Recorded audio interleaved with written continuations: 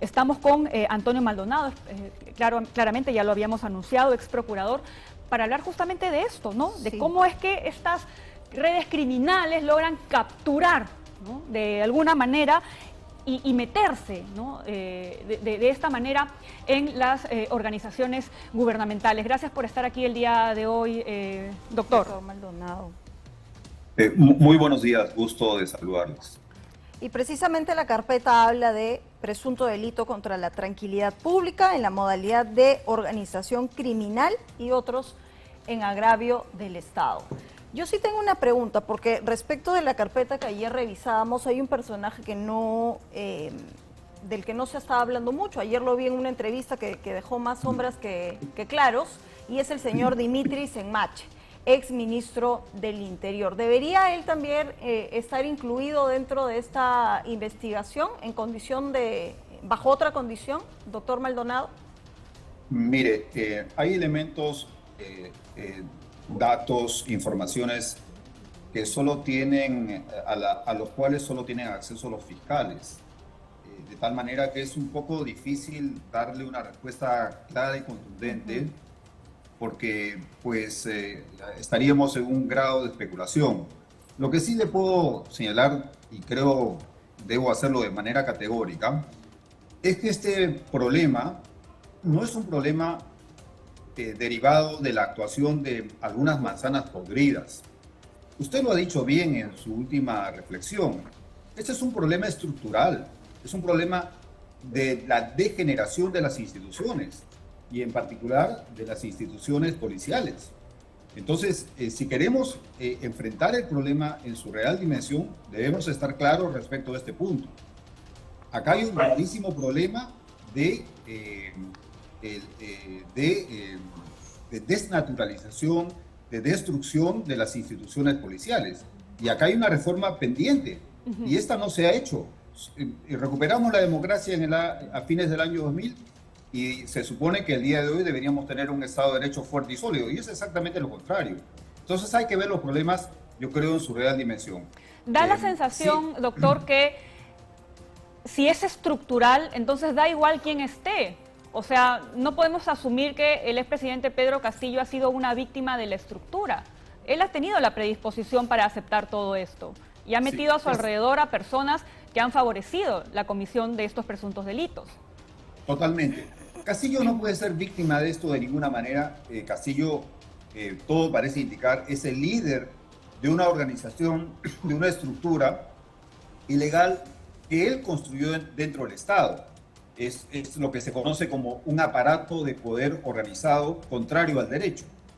Pero ese aparato de poder organizado no es que antes de Castillo pues vivíamos en Suiza. Eso no es así. O sea, lo que trato de decirles es que hay problemas profundos institucionales que atender y que no se explica esa situación por una hipótesis de algunas manzanas podridas. Acá lo que se advierte es que hay una institución extremadamente vulnerable, en ese caso a los designios de un presidente que resultó ser un farsante, que resultó establecer una organización criminal paralela a la que existía en el Estado, que él la dirigió. Por supuesto que el objetivo era garantizar impunidad a todos los delitos, eso está investigando el Ministerio Público, pero ojo, así como eso ocurrió con Castillo, antes de Castillo ocurrieron cosas de este nivel, yo no puedo decir igual o mayor gravedad, pero sí que revelan un problema estructural e institucional que hay que enfrentar. Y reitero, que este no es un tema de manzanas podridas. Sí, hay algo que quiero preguntar, porque antes de poder llegar a esto, hay señales de alerta, la policía como tal tiene organismos que funcionan para analizar a estos malos elementos. Inspectoría es uno de ellos. ¿Cuán mal está Inspectoría, ¿no? Porque hay varias investigaciones de las que damos cuenta y finalmente no sabemos en qué cierra, ¿no? Y cuán vinculante es que Inspectoría te haga un proceso si vas a mantenerte en el cargo. Exactamente. Este hecho prueba que organismos de control interno, tales como el que usted menciona, simplemente no funcionan. Y no han funcionado. Sí. Se convierten en mecanismos de impunidad. Es muy similar a lo que pasa con la Comisión de Ética del Congreso. Tampoco funciona absolutamente para nada. O sea, acá hay que ver el problema en su real dimensión y magnitud. Hay un problema estructural e institucional, pero hay también un problema normativo. Y verlo de otra manera es bastante ingenuo. Por tanto, yo creo que hay que ir a los temas de fondo. Sí, hablando de estos supuestos delitos, ¿cuánto sería de la sanción de la que estaríamos hablando para tanto el señor Vera Llerena como el señor Alfaro? Bueno, de momento se está investigando por organización criminal, mínimo son 15 años, pero además hay que sumar otros delitos mediante alguna figura de concurso.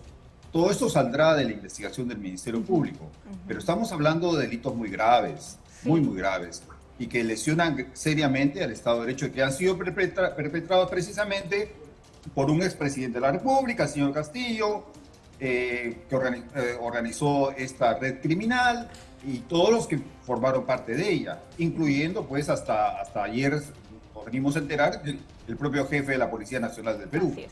Entonces, ¿de qué estamos hablando? Y a propósito, ¿qué tan delicada es ahora la situación del señor Alfaro? Sobre él no pesa ninguna medida de restricción.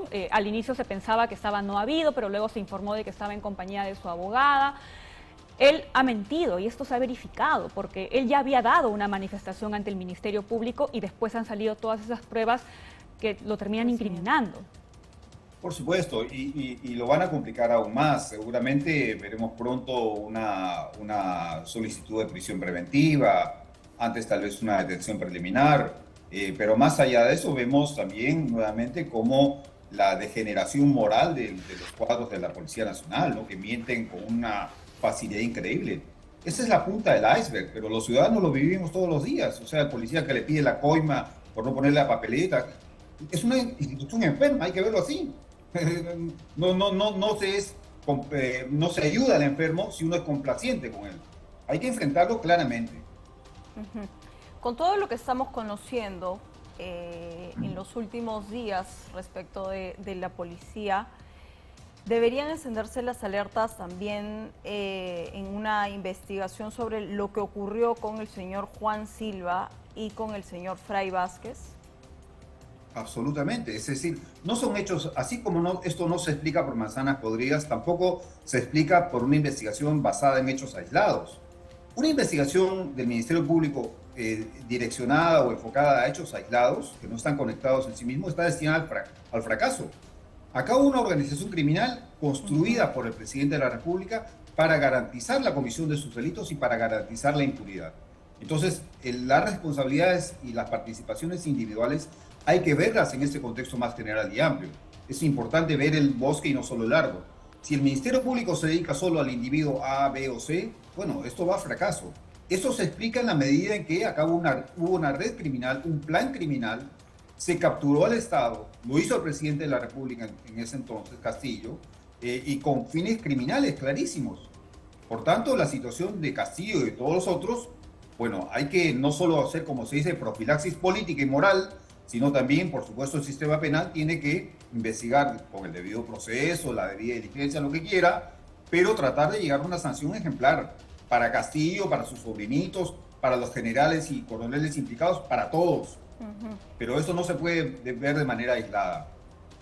Bien, doctor Maldonado, gracias por haber estado esta mañana con nosotros, reaccionando un poco frente a lo que ocurrió en las últimas horas. Toca estar bastante atentos a ver si después de este allanamiento se pasa o no a otro tipo de medida. 8:15 ya de la mañana.